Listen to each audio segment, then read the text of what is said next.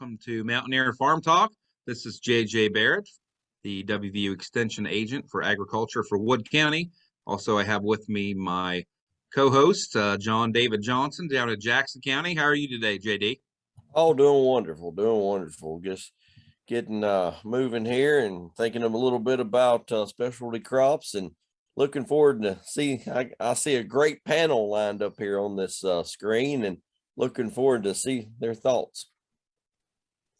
Yeah, that's right. We've got the Brain Trust with us today. We've also have Evan Wilson. He's over in Wayne and Cabell. What's up, Evan? Oh, nothing much. Specialty crops down here. It's pumpkin country. We had the pumpkin festival a couple of weeks ago, and now we got a new state record holder down here with a pumpkin. So that's what's going on in Cabell and Wayne. And the pumpkin house. Yeah, Okay, yeah, we're going to actually we're going to talk a little bit about pumpkins and some other specialty crops. We have a couple of special guests. We have Brad Bergefurd from Ohio State University. Brad, how are you doing today? Oh, we're doing good, JJ. Just glad to be getting to the end of pumpkin season. I'm a little wore out here. We've been at it for about 9 weeks, so getting tired. My back's hurting. Yeah, Brad is the he's a specialist for horticulture down at Ohio State at Piketon at one of the research centers. And then we also have our own Dr. Lewis Jett with us, WVU Commercial Horticulture Specialist. How are you today, Lewis? I'm good, JJ. Thanks for doing the podcast. Good to see everybody. I'm going to have to learn some more about pumpkins because I didn't grow pumpkins this year and haven't done pumpkin trials for about 6 years. So I need to get caught up on some of the latest pumpkin varieties. But yeah, we can talk about them. All right. So we're going to start right in. I guess, Brad, just tell for any of our audience that doesn't know, just a brief introduction, I guess, to the research stations there in Ohio and how that works and what all goes on there at Piketon. Okay, well, yeah, we're a little different. We have a bunch of research stations around the state, but the farm that I'm based out of is actually a research and extension center. It's the only one we have in Ohio, so it's a little odd. But I've been there. We do specialty crops. We do aquaculture. We have a soil and water and bioenergy program. And then we have a business program. So we have several programs under our big umbrella there at Piketon, Ohio. And there's program leaders or extension specialists that head up each of those areas. And like I said, we're a little different because a lot of our research stations just do research, have no extension folks based there. And then a lot of our extension folks just do extension and don't do any research. So that's what makes our place a little bit different. And that's what I like. I've been I'm a fourth generation vegetable farmer, and I've always done vegetable farming. And I like getting down into the dirt and into the soil and coming up with these new crop opportunities that I've been researching. Actually been with OSU Extension for 32 years. So we were talking earlier, some of the specialty crops that, I had this harebrained idea, and working with folks like Lewis and other specialists all around the U.S. Was able to get a few of these brought into Ohio, and farmers are making money. So we have a lot of small farms down around the Piketon area. We have some of the largest farmers in the Scioto River Valley. Those would be some of the largest grain farmers, but the vast majority of our farmers are very small acreage hilltop farmers. So they just can't grow corn and soybeans and make a living on those farms. So they need these high value specialty crops. And, tobacco used to be our biggest specialty crop, but that's now no longer. We have tobacco in the area, don't get me wrong, but it's like 6 large farmers now instead of 600 or 6,000 or whatever the number used to be years and years ago. We don't have near the tobacco acreage. So when you're looking for a crop to produce a lot of income up front, not that it's not a lot of income to grow, or, expenses to grow them, but if you want a lot of income up front, you just can't do it on these small hill farms with corn and soybeans. We got to look at some other high value specialty crops. So that's what I've been doing for the last 30 years. And then my wife and I also have a small vegetable farm, produce farm that we've raised our children on. And our main crops today, since all the kids have flown the coop, are pumpkins and sweet corn, and then we do a couple acres of just miscellaneous tomatoes and stuff, all retail sales here at the farm. Good, great. I mean, we've got just a variety of topics that we can talk about. Yes, I know that Brad and Lewis, you guys do hops, pumpkins, strawberries, everything in high tunnels from, I know Lewis has even started on elderberries, which I kind of find interesting. But let's go ahead and hit pumpkins since we're right in towards the end of pumpkin harvest. But anything going on with, I know that you guys always have a little research day down there, Brad, at Piketon. Anything new on the pumpkin varieties, on how the growing season went for pumpkins? Yeah, like Lewis, I really haven't had any funded pumpkin research for the last few years. We put out a couple observation trials and so forth. So most of my pumpkin work has been on farm trials that I've been working with farmers on. But yeah, what we're seeing for those pumpkin growers that might be listening to this, you got to years and years ago, back when I started growing pumpkins with my own money, when 45 years ago. We had one variety, Howden, basically. There were a few other jack-o'-lantern varieties out there, but Howden was the pumpkin. And if you still look at the USDA market reports, they still have Howden type jack-o'-lanterns is how they list them. So Howdens have not really been grown at all. If you grow a Howden today, it's going to melt down on you from the disease infection, because it has zero disease resistance at all. It doesn't give you anything. So yeah, back in the old days, when I was growing pumpkins up at Dad's farm and we had about 50 acres, we would spray with helicopters or airplanes, just about every 7 days, starting middle of July and going right up until 10 days before we were going to clean those fields. So today, though, because of work that Lewis and me and others all around the U.S. with the universities, as well as the seed companies coming up with these new varieties, we can actually use some IPM techniques and manage. We don't have to spray those every 7 days for almost 3 months like I used to do back in the 80s. We can now manage our, walk the fields, manage our crop, and only apply the fungicides we need when the time comes and when the pressure is up. Because so many of these varieties today, and we were talking varieties earlier, varieties for pumpkins are changing almost as much as sweet corn varieties are changing. I think the seed companies, in my opinion, are doing a bang up job, coming up with these new genetics that have resistance. So, but we got to keep that in mind. A variety that had genetic resistance to powdery mildew, say 10, 15 years ago, the plant pathologist will probably tell you, because I work very close with Dr. Sally Miller, who's our plant pathologist for vegetable crops here. Me and her do a lot of disease work together.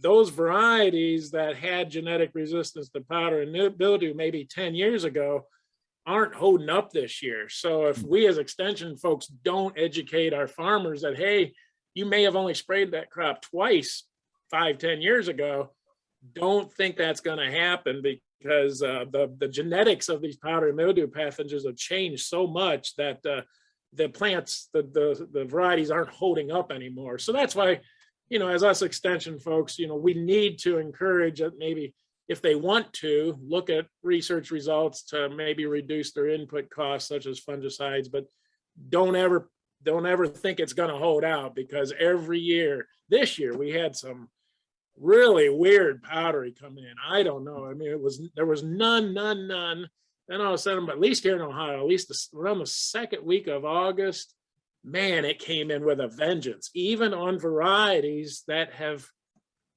shown powdery mildew resistance or tolerance over the years. So if a farmer wasn't on top of that, they would have got hammered, because powdery will wipe a crop out and wipe your stems out and reduce your quality.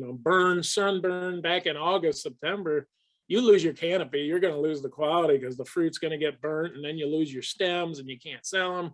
So if the farmers weren't watching that powdery mildew, that primary infection, and got on it quick, they would have had some issues this year. So we had to get on, a lot of our farmers, we had to get on the farmers real fast. We have a VegNet blog that comes out every Sunday. So we, Dr. Miller, as well as me and other extension folks, really got the word out. Hopefully the guys were reading it, and because they get pretty busy in the summer. But if they were reading that, they were able to knock out that primary infection with some of the better fungicides. Again, what we were using back 10 years ago, and if these farmers aren't switching up, the fungicides aren't working anymore either. You have to be using some new chemistry and looking at the pathologist research results. Like Dr. Miller does an awesome job. Every year she's doing some new fungicide work. So that's how we extension folks look at her results, and that's how we make our suggestions in terms of fungicides, because we knocked out that primary infection, but then there was no powdery at all. If you did a good job with high water volume and good fungicides, we were fine for most of August into September. And then all of a sudden it came in again. So this late season infection came in, but it's really not too bad. If you knock out that primary infection, you can stay ahead of this powdery mildew. Yeah. How was the rain, Brad, in Ohio? I know here in West Virginia, we had a pretty dry summer through July, and then August, we started getting a little rain again. Then we hit another little dry spot, and then we get a little rain. We got a little rain last night. We had a night meeting in Fair Plains last night, and it rained, but it didn't rain in Kenna, where my pasture was, where I needed it. So I guess I'm gonna have to tide twice this Sunday. But how's the rain, and how does that affect that powdery mildew? I know that's a player in there.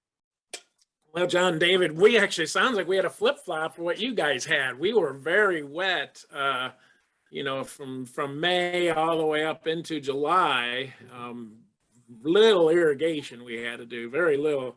But then August hit, and we got so hot and dry in August that those plants, the pumpkin plants, actually, the farmers are saying, I got all kinds of bloom out there, but there's no pumpkins. What's going on, Brad? So then I'd go out into the fields and I'd have to show them, well, the bloom you're seeing are actually male blooms, because we were in a drought situation in August and we had those high nighttime heat temperatures.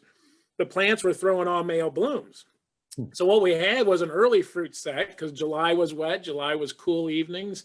We had a very good early fruit set, beautiful pumpkins in that early fruit set, and then there was none.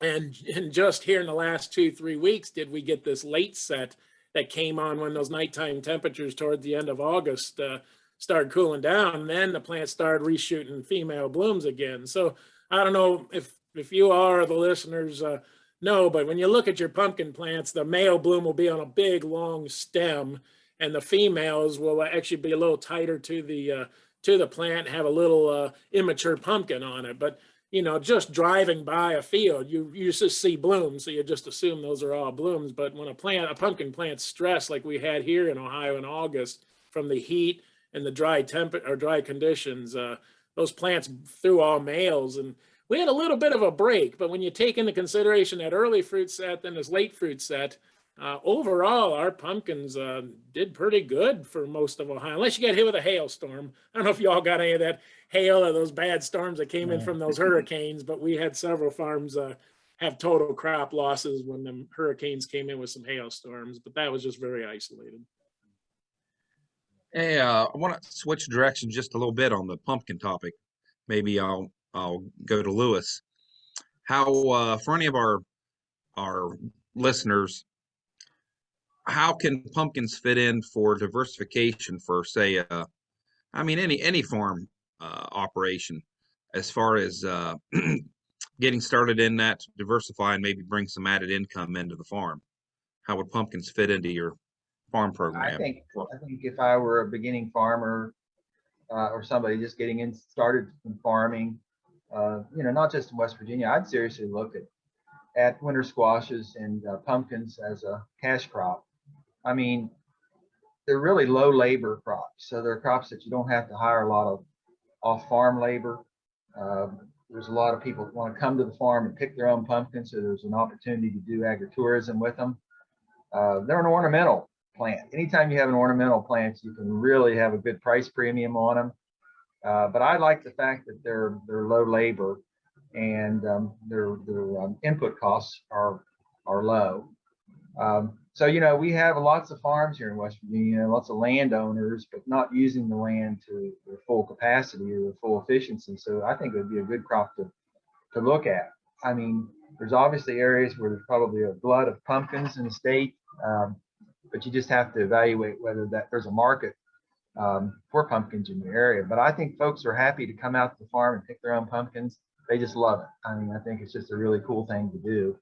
The only other thing I want to add about pumpkins is I've seen a renewed interest this year in doing no-till on pumpkins. Folks, we've been trying to push that production system with growers for a while. We just thought it was an easy thing to do with these vine crops. So there's some growers that just for various reasons, they didn't want to wash pumpkins, and they didn't want to go through all that labor of washing them. And if you have a wet October or wet September, then you've got muddy pumpkins.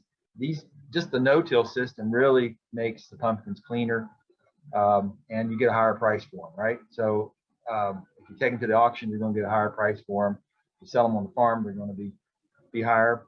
But there's also the weed control part of that. So we do have some herbicides for pumpkins, but using them in combination with the cover crops is a really good thing. So our mutual friend over in Mason County, Mr. Wall Brown, that we know so well, is going to do no-till pumpkins next year. So I told you, if you could convince him to do no-till, you can convince anybody to do no-till, because he's the most conservative guy that you'll probably ever meet. But he was just tired of washing pumpkins. I mean, it was just that simple, I think. And we have some folks that have rigged up, wash lines for pumpkins, which is okay too. But I think the no-till makes a lot of sense. Yes, if you convince Rodney to do that, you've done something, because everything new that comes out, Rodney, he said, that ain't gonna work, boys. That ain't gonna work. And in like the farm to school, when they first started that ain't gonna work. That ain't gonna work. Then he become the poster child of farm to school. I tell him, when the first steer was made, when they were talking about castrating bulls for the first time, his ancestors were standing there saying, that ain't gonna work. So if you convinced him to do it, you've done something. He likes to Lewis, make fun.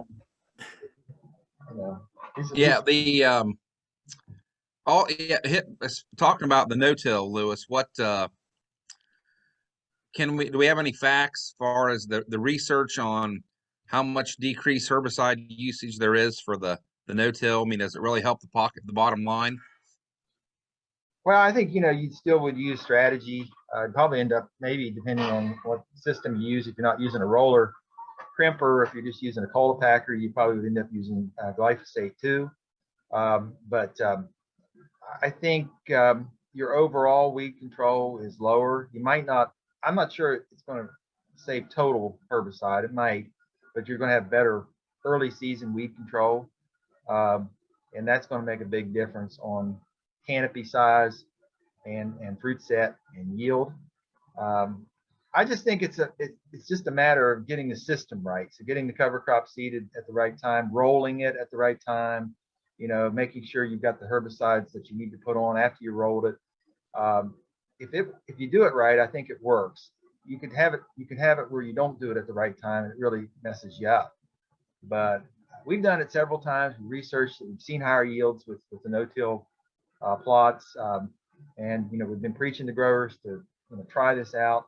Some have, but I just think it pays for itself in the end.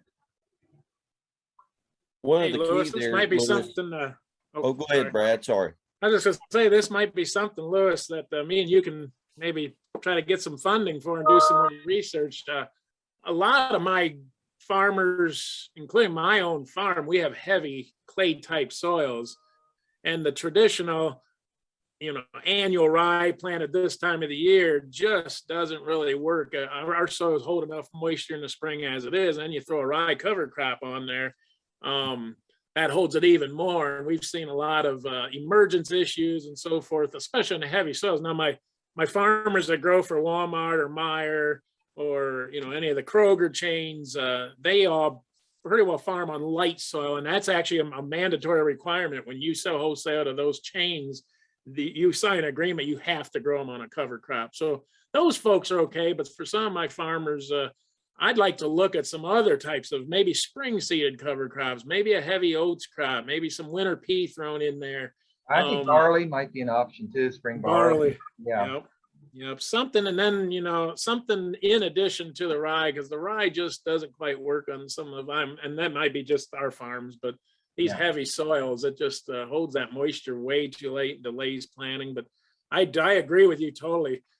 Some of the folks have actually, if their soils are a little on the heavy side, but they're still doing the annual rye, they're actually setting up their fields with their, well, if they have GPS, if it's a big enough field, that they are blanking out in the grain drill, blanking out a row or a hole or two, and then they're strip planting right into that strip. So then you got the cover crop out, but they're leaving a little 4 to 6 inch strip that they can set the planter. If it's GPS, everything's going to be right on. But for small farms like we got, we just have to, I just plant with a 1 row planter anyway, so it's no big deal for my farm. But you just plant right down that empty strip where the cover crop is, and that's helping with emergence also.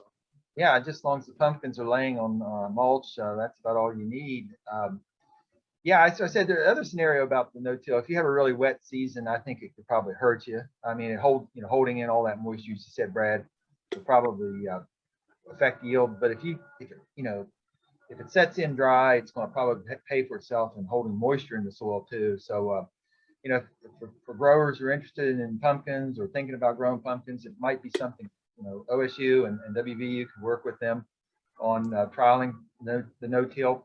Mr. Walbrown is still, he's got 1 foot in, so he's doing half his fields in no-till and half conventional. So he's not all in yet. Hedging his bets. Yeah.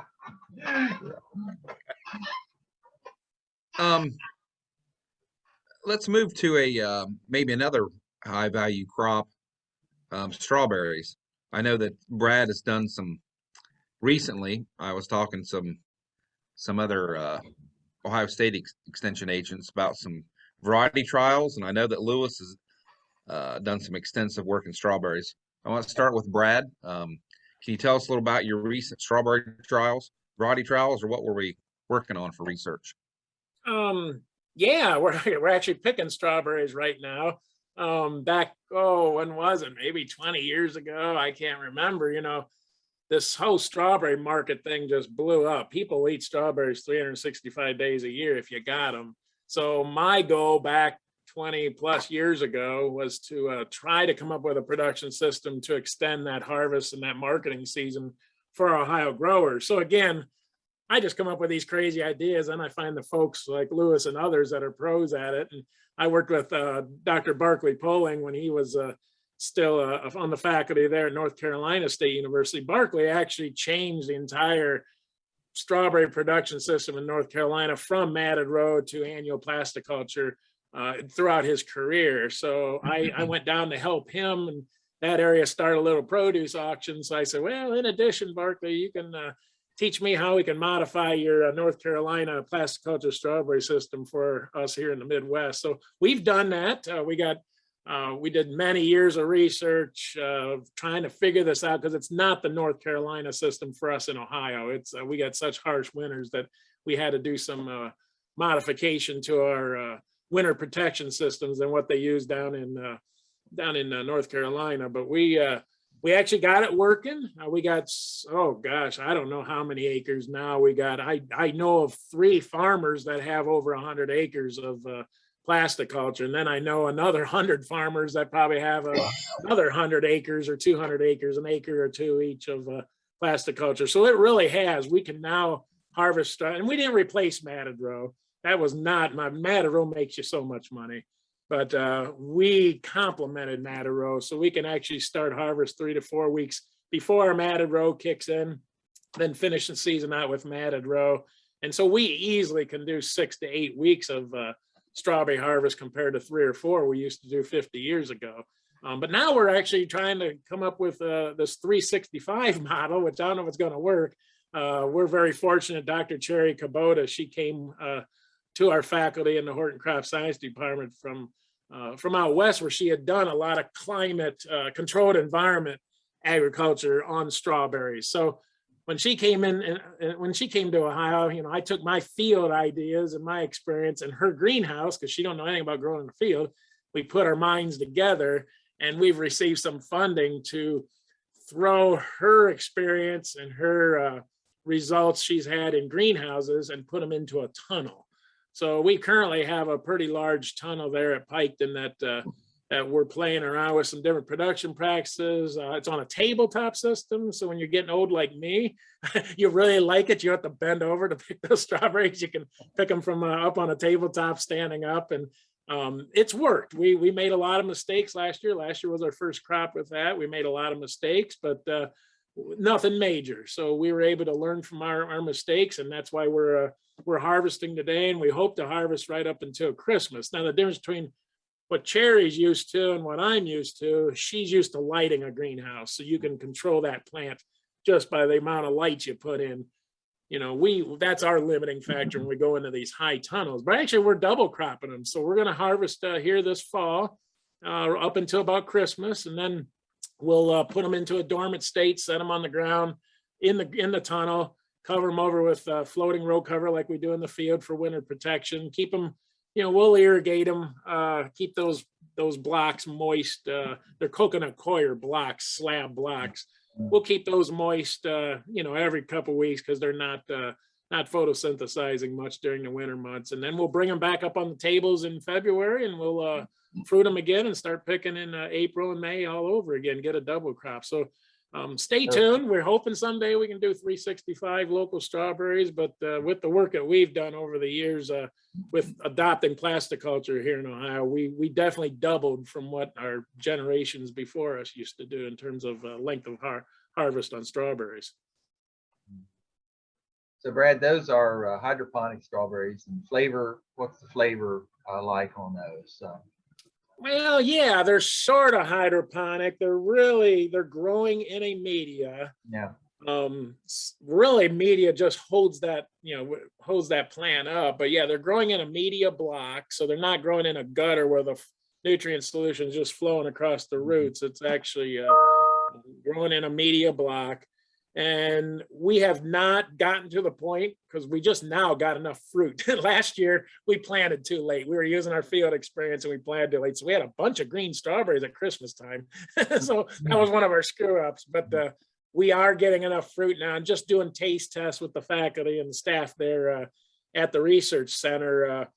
They like them. They're liking the taste. Early on, we weren't getting the taste on that first fruit set, but now they're not too bad for strawberries. Heck of a lot better than what's coming at the produce warehouses this time of the year. What's the dominant variety that you grow? Albion is our predominant variety. We have a few others that we're looking at in observation trials. And again, I can't even make any preliminary data because we just don't have it yet. But Albion seems to be the one that we can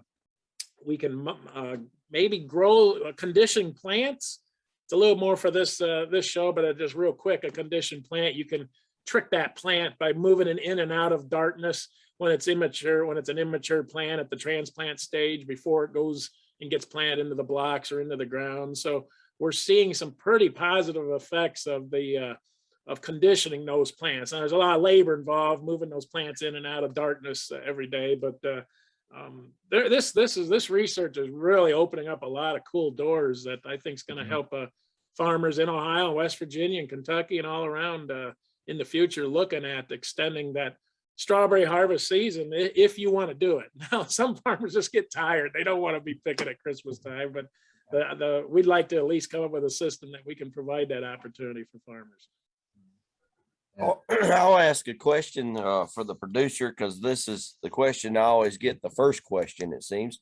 What is your profits on this? You know, because, you know, like you were saying earlier, you got to look at these more higher profit, you know, vegetables and fruits, you know, kind of like the high tunnels, you look at profit per square foot or whatever. So what are you seeing with this extended season varieties? Are they paying more for them? Well, in the field, this plasticulture thing, yeah, our expenses are a lot higher, but it's paying off. these folks are now up to almost, back in the old days when I started this, we were lucky to get a pint per plant. Today, my good growers are pushing 2 quart and sometimes more. And they're, if they're wholesaling these, boy, the wholesale price has just skyrocketed. It's pushing $5 for the folks that are selling wholesale. And then the retail folks are getting anywhere from, 6, 8 down in up in Columbus, they're getting $10 a quart, all they can pick for these retail strawberries. So from that perspective, yeah, you plant, say 10,000 plants of the acre and you get 2 quart and you can sell them for, $6, $8 wholesale or $8, $10 retail. Pretty good income potential there. It doesn't come with a lot of hard work and a lot of expenses. The expenses have really went up on this system. Back in the old days, we were looking at 10 grand an acre. Now I think we're looking more, and the prices just keep going up, but probably looking more like 12 to 14 grand an acre to plant these things. Plus, Lewis, just like it was back years ago, plants are still the problem. We can't get plants when we need them. Now, you all in West Virginia might have a little more leeway, but we have to get these things in the end of August, first week of September. We can't plant them Labor Day. We keep losing yield after that. Our planting window too. I mean, we have quite a few high tunnel strawberry growers. It's a ground culture system. They're not using any grow bags or anything like that. So they're still keeping it pretty simple and treating it just as a one annual crop, and they're not succession planting strawberries. So it's just usually just wedged in there as a fall winter crop. It kind of doesn't fit in well with some of the other crops that you want to cycle through a tunnel. But I tell the growers, you got to get at least a pound per plant. I mean, I wouldn't do it if I couldn't get at least a pound.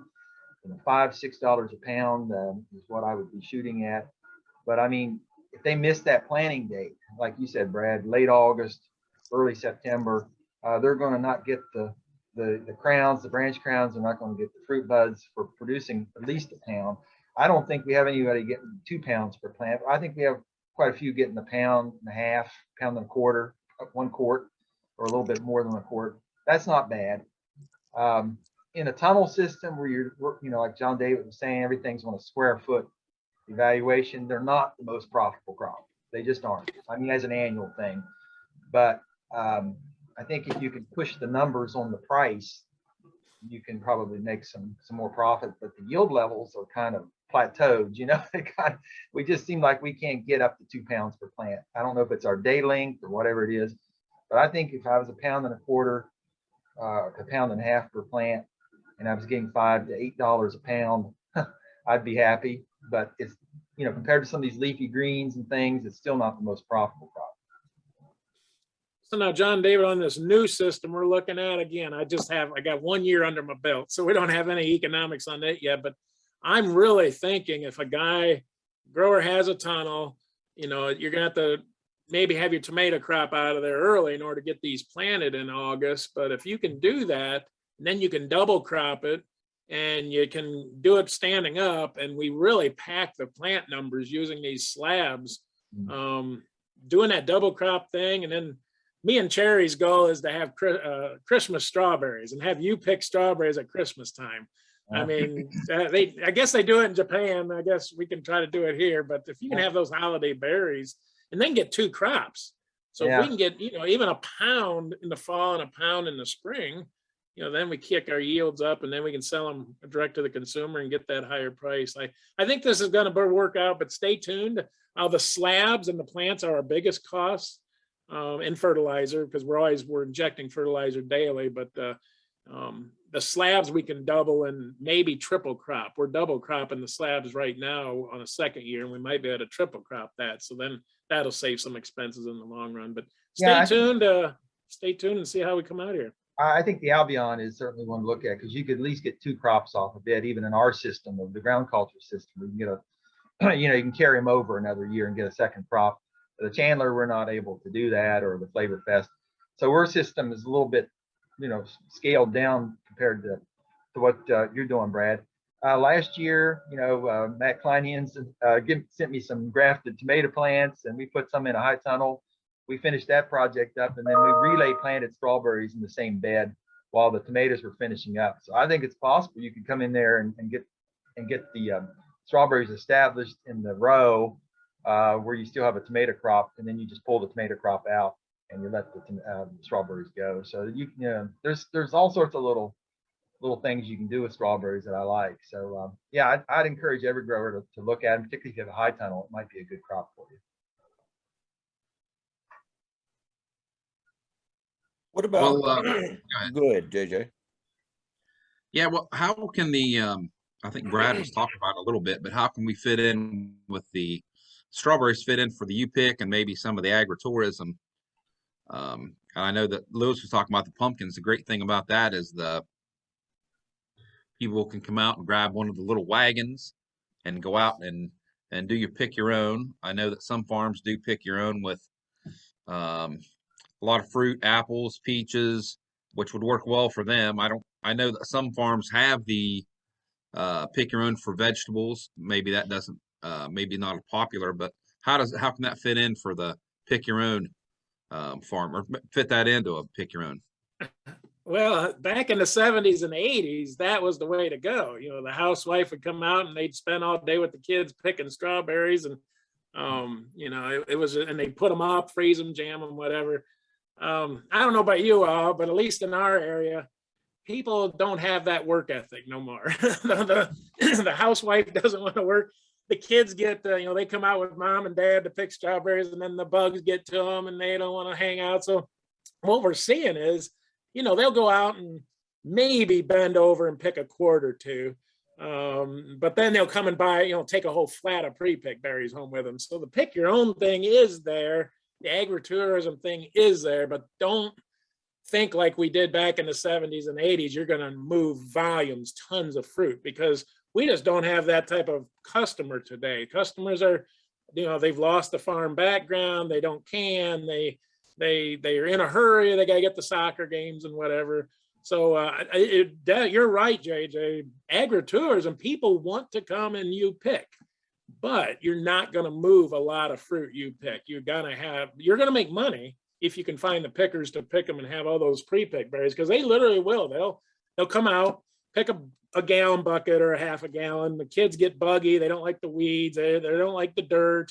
You know, they're hot, and then mom and dad leave because the kids are complaining a lot, and then they'll grab a flat on the way out the door. So maybe some areas are different. Maybe some are, you know, still have the folks that have the time, but it's definitely there. But don't think in my opinion, don't think you're going to move tons and tons of fruit you pick on strawberries. What about, now, if we can get this stand-up system, this tabletop system working, you know, in a controlled environment like a high tunnel where it's not buggy and it's not dirty, and it might be easier, we may get 2 quart. They may stick around long enough to pick 2 quart of strawberries. what about a byproduct, excuse me, a byproduct system as well? Like maybe you have some of those early berries you make into jams and jellies, you know, while they're coming out, you know, they like that, buy that flat already picked, you know, agritourism, you know, I've been out to Sweet Apple. JJ and his family does a great job out there, and they have a little store, you know, kind of set up, you know, do you think that's a good idea for the farmers to maybe get into that secondary product, maybe those jams and jellies, to offer that as an additional, you know, product? At least here in Ohio, you can buy those jars already jarred up and just have your label put on it. In order for a farm to do that processing, at least in Ohio, my gosh, the hoops we got to jump through at the Department of Ag and for food safety and inspections. And it's going to cost you so much in not only inspection fees and having a kitchen and all this stuff, and then your liability insurance goes up, so you got to pay more for that. Most of our folks here in Ohio that are doing the strawberry agritourism U-pick thing, they're just having these companies, they're buying the jams already made, have their name slapped on there and doing it. They're not processing berries on the farm. Now, I do have one farmer. He's growing about 50 acres of rotatable cross-arm trellis blackberries, and then he's doing about another 20 acres of plasticulture strawberries. And they've got a pretty sweet deal going with Walmart that they have an on-farm packaging, cooling facility, and they're actually quick freezing a medley mix of strawberries, blackberries, blueberries, and it's a pretty pack, but that's not for, they don't sell on the farm. They do no retail sales. It all goes to, there's Walmart semis backed up, loading up with their fruit during the season. So that's what we're seeing more, these nice medley mixes. If you can do a IQF instantly quick freeze thing and then have a nice pail of frozen, instantly quick individual frozen berries, that's another opportunity. I think here in West Virginia, I mean, the strawberry syrup has got a little popularity. Growers have found a co-packer that makes the syrup just with their seconds. The berries that they can't sell, either the U-pick customers leave behind, or they don't pick for the good markets they have. So they just take those to this co-packer and make this syrup. And they can get the equivalent of probably $10 a pound for the berries that went into that, and they were just seconds anyway. So syrup, there are some co-packers here in West Virginia, not nearly as many as I know you have in Ohio, but we have some folks that do some processing on fruits and vegetables, and they have the certified kitchen. They have all the training, food handler training to go through. So there is that option of value-added processing. Yeah. Before we run out of time, I maybe want to hit a topic that is near and dear to my heart, and that's hops. So, and I know that Brad does a lot of work in that, and actually has been over several times to the West Virginia Small Farm Conference talking about hops. So, Brad, tell us a little bit about some of the research you do there at Piketon with hops, and how you work with some of the craft breweries there in Ohio. Yeah, it's been actually a fun part of my career here the last 13, 14 years. Actually, it was me and another faculty member, Dr. Mary Gardner. She's an entomologist. Me and her were co-presenting a paper at a conference. And, after the conferences, you got to have a beverage or two to wind down. And we happened to be winding down with some craft beverages, and just got the brainstorming, me and her late one night. How's come we're not growing hops for all the, we thought it was big back then. We had close to 70 craft breweries in Ohio had popped up within the last 3-4 years. And we thought that was a big time market. And so me and her actually applied for some funding and started our hops research program. Nothing real new to Ohio. I think even in West Virginia and throughout the Midwest here, we grew hops 100 years ago prior to Prohibition. And then when Prohibition came in, wiped out our markets. Oregon and Washington, who are the majority of the hop producers now in the Pacific Northwest, they remained in production because they were shipping to the Canadians. They were able to ship out of the ports and as well as other international countries during Prohibition. But when Prohibition hit, we had no market no more because there was no alcohol sales. So we all got out of it here in the Midwest. So it's an old crop. They had a few issues back in them days. Aphids and downy mildew were problems for the farmers. And guess what? They're still a problem for our farmers today. But we've got some IPM techniques, working with Mary as my first partner on this project, and now working with Melanie Ivy, who's our plant pathologist here in Ohio. We've come up with a pretty good management program, as well as working with a lot of other folks. Again, I do this in addition to my real job. We're just doing lots of jobs. Me and Lewis are always doing lots of jobs. So we rely on folks like Rob Sarine up at Michigan State and a lot of the other folks that are trying to bring hops back into their states as well. So yeah, I helped help a group of farmers form a co-op, a hop growers co-op. It's called the Ohio Hop Growers Guild. You can check them out online, ohgg.org. What a great group of folks. I mean, I've been in this business for 32 years, and that is the best group of folks to work together and buy and sell stuff together and market their crop together, and they help harvesting, and they put on edge. I've turned my whole hop conference over to them now. I held a Ohio Hop Conference for 5 years, and once I knew they grew to the point they could do it, we moved that to them. So yeah, it's going great. We got a lot of fine tuning to do. Dr. Ivy and I got a downy mildew trial funded project we're working on now. I got some USDA germplasm coming from the Pacific Northwest. Hopefully we plant that next spring. So I've killed off my Worcester yard and one of my Piketon yards because we're going to put some of this new germplasm in. My Hop Growers Guild had developed 3 new varieties. And what happened was, we needed 6,000 acres back 13 years ago just to provide the brewers in Ohio what they were using dried hops then. What a cool thing happened, we haven't made much inroad into that hops that the brewers were using, but it opened up a whole new market for our brewers. A harvest ale has to be made. It's a high value harvest ale, has to be made with fresh hops harvested within 24 hours. And prior to us having hops in Ohio, the brewers never thought they could make a harvest ale.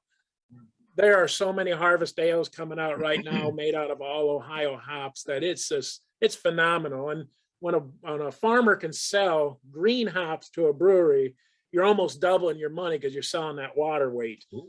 So that's been a cool thing. And then we're getting a lot of dry hop ales as well that are now using all Ohio hops. So we are way behind. I think we're only up to about 300 acres, but of about 100 farmers. But them 100 farmers are happy. They're making money.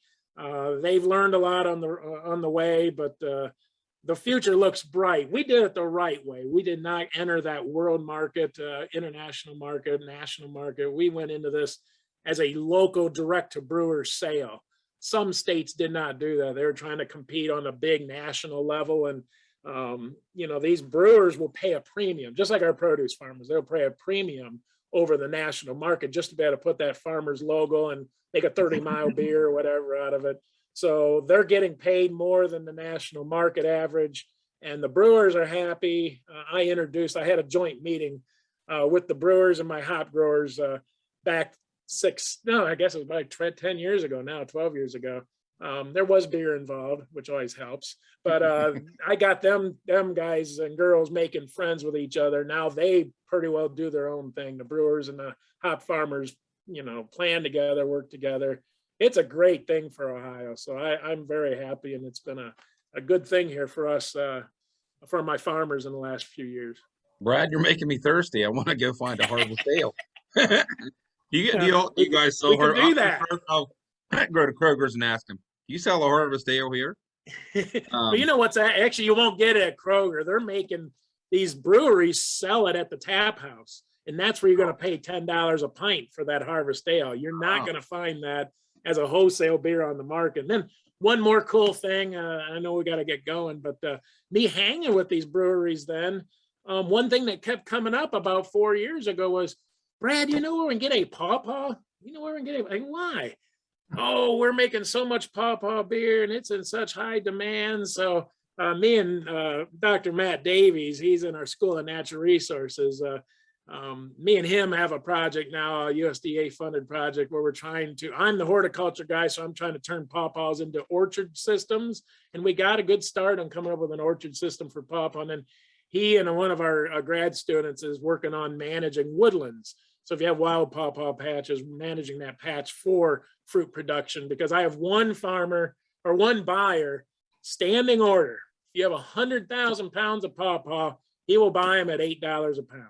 So that's our goal. Before I retire, I want to have a farmer being able to produce for that one market 100,000 pounds at $8 a pound pawpaw. We got a long way to go. I don't know if I'll make it before I retire, but so that's been a cool spin-off from the hops thing just by me working with these brewers.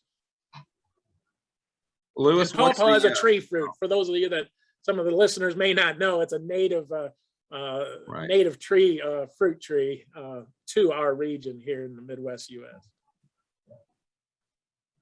Lewis, what's the potential for hops for some of our specialty farmers here in West Virginia? I think it's good. I mean, I don't work with beverage crops very much. I mean, I do food crops, but my bean plots are adjacent to a hops patch they have at the student farm, so the students have been harvesting them. I don't think we have any research that's been going on in the state on the crop. I mean, we've been, I think, learning and taking information from great programs like Ohio State. But I think, yeah, I mean, if you look at the budgets, I mean, I think the fixed costs are probably high, but it's these. I'm just guessing, Brad, that the folks that are involved in hop production are not traditional farmers, right? So this is a new class of farmers. These are not people that were row crop farmers maybe, or produce growers. Am I right on that? Or Actually, there's a mix of all three, but the majority are new farmers. Correct. I have one farmer that does, I think they're at 8,000 acres of grain, so they put in 15 acres of hops, and then but then you got somebody that has never farmed in their life. And, in all of my teaching, I try to lay out all the bad things of hops growing, but there's still some folks that they just basically like beer and they want to grow hops.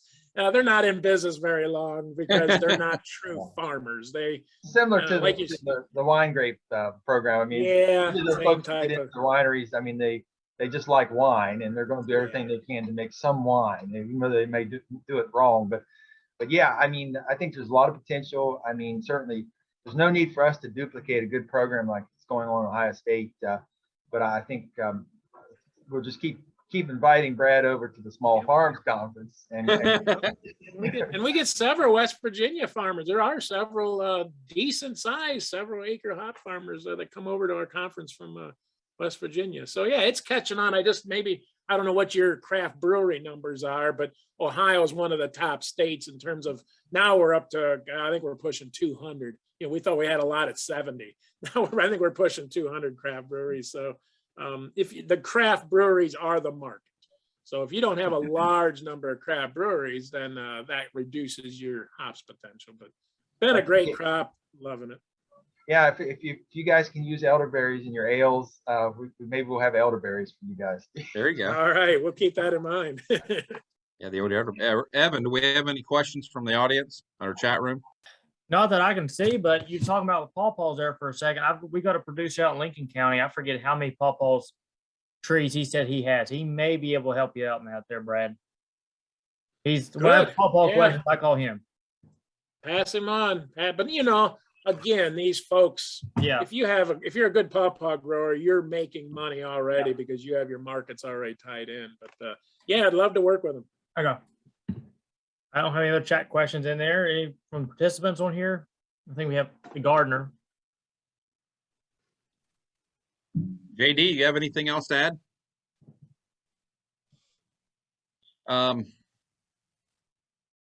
Brad and Lewis, of course, my dad that Brad probably knew my dad, but he said that there's two types of close. He was my mentor. Jim was my mentor. There's two types of music, country and Western. So, Brad, who's your favorite country artist? Oh, I don't know. I really don't listen to the radio much, but me and my wife went to a Garth Brooks concert once. So I don't know if he's country or not, but I like Garth Brooks. Yeah, he's country. Okay. Lewis, who's your favorite country artist? Yeah. You always ask this question, yeah. That's true. Yeah, I told you last time I like George Strait, and I like classic country. I mean, if I do listen to country music, this new stuff is crap, I think. But agreed. Yeah, I mean, give me some Hank. Yeah, George Jones or somebody, or Conway Twitty, or somebody. Those are the good guys. Conway Twitty, there we go. That's the second vote we've had for him. When in the Farm Credit guy was a big Ronnie Millsap fan. So I had to throw that back that's a throwback. Yeah, I think that one of the neat things about technology now, I'm talking to a lot of people, the younger generation, a lot of times they don't listen to the newer music either. They'll say, well, my kids stream Johnny Cash and, whoever, George Strait, they stream or download stuff, and they don't listen to some of the newer country music either. So traditional country is where it's at. JJ, getting back to your dad again, you can blame him for you guys doing your pumpkin fest. I went to his farm when you and Eric were little boys. You were at school, and I taught him how to revamp that old white planter to plant pumpkins. Yep. Nobody was home. Your mom was at work, and you kids were at school. But me and him, he took me out to eat, and we hung out for a day there at your farm, and I told him how he could revamp that old white planter to plant pumpkins. So look where you are today from that one visit Brad had with your dad back 28 years Brad's ago. Fault. It's all Brad's fault. Yeah, we've come a long way. We Now you got a have 7,000. You got John Deere. yeah, we have 10 of those little the black the little wagons, the little utility wagons, and the people take those out to pick the pumpkins. Because I was I was telling my brother, I said we should just buy 10 more of those because we get really busy. They'll all be out in the field, and of course we we have signs and stuff that says children should not ride in the wagon. And of course, every time I see one go by, there's some little kids in the back, and the other kids pulling them along. So I'm not. Oh, do they charge? You charge so much a wagon, or you still do by the pound when they come up? No, they just we have the wagons sitting out there once they come through the gate, and they can pick one up and head to the pumpkin patch. And I think more of that because we're talking about the pick your own, but they come back every year just for the experience. I think you were saying that the people are so removed from the farm, they just think that's the greatest thing in the world to take, the kids out there, walk through the pumpkin patch, take their pictures.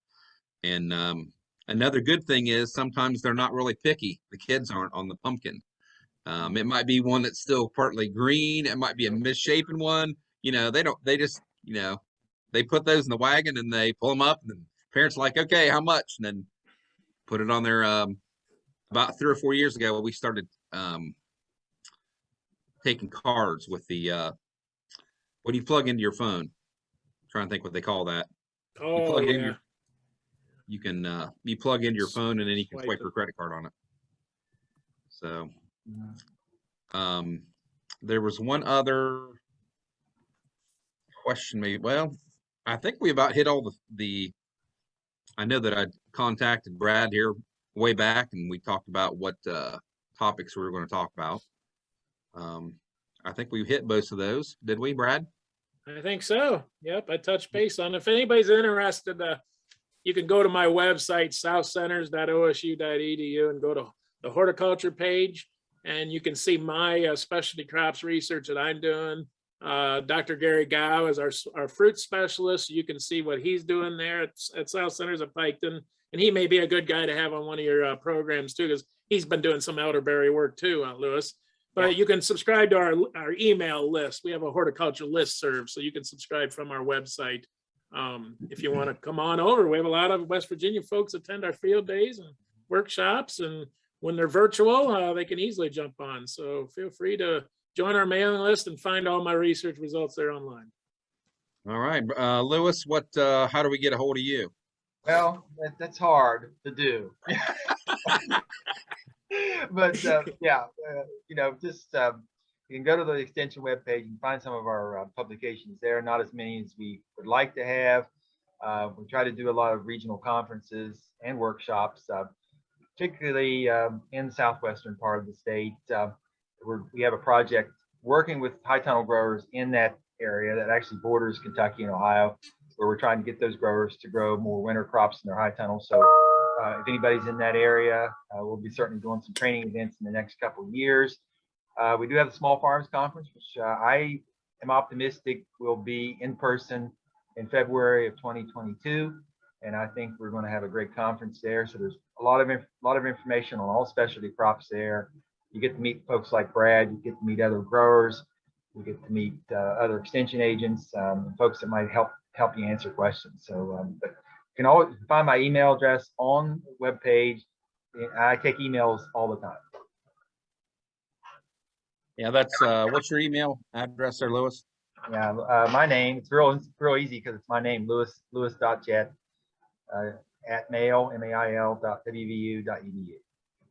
Okay, great. This has been a really fun and informative episode of Mountaineer Farm Talk. Of course, this is a weekly podcast. We feature interviews with extension service professionals and other agricultural experts about timely topics important to West Virginia agriculture. Our mission is simple: to provide educational, research-based information to people all across the Mountain State. Brad and Lewis, we thank you very much for being with us this week. Oh, it's been great. Nice seeing you. Good seeing you again, Brad. Yeah, everybody. I'll catch you. Yeah, you guys will have to get together to get that pumpkin research variety trial started. or the no-till, I'm sorry, no-till pumpkins. Yeah, I mean, the other thing, Brad, is we're probably going to do a multi-state sweet potato trial. So that too. would So, love it. I think the folks in the southeast are going to be doing that. So yeah. So Yeah, keep me in mind. We did some preliminary work probably 20 years ago on sweet potato, and that's a money maker. Yeah. But I'm very interested in going back and looking at new genetics on the pumpkins. So yeah, maybe we can work something out with seed companies and get some seed donated. Yeah. All righty. Yes, Sounds and good. yeah, just before we sign off, I want to remind everyone, it's the policy of West Virginia University Extension that all persons have equal opportunity and access to its educational programs, services, activities, and facilities without regard to race, religion, color, sex, age, national origin, ancestry, marital status, parental status, sexual orientation, disability, or status as a veteran. And thank everyone for tuning in to Mountaineer Farm Talk. Do you have anything to add, Evan? Not that I can think of. Coming up, we have VQA trainings next week throughout our side of the state, and the Women in Ag Conference coming up in a couple weeks as well. That's virtual. Yeah, that's right. Next week's episode have the Women in Ag team from WVU is talking about their conference, which is coming up very shortly. Anything else to add, John David? He usually signs us off, but thank everyone, and we'll see you next week on Mountaineer Farm Talk. Okay. See you guys. Have a good week. See you guys. All right, thank you. Thank you. Yeah.